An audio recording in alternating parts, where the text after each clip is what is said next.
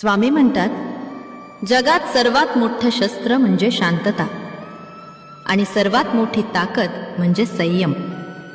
जे तुला पडताना पाहायला आनंद घेतात त्यांच्यासमोर एक दिवस तू इतका उंच उभा राहशील की त्यांच्या सावल्या सुद्धा तुझ्यापर्यंत पोहोचणार नाहीत. तुझी मेहनत तुझं नशीब बदलू शकते. फक्त थांबू नकोस. श्री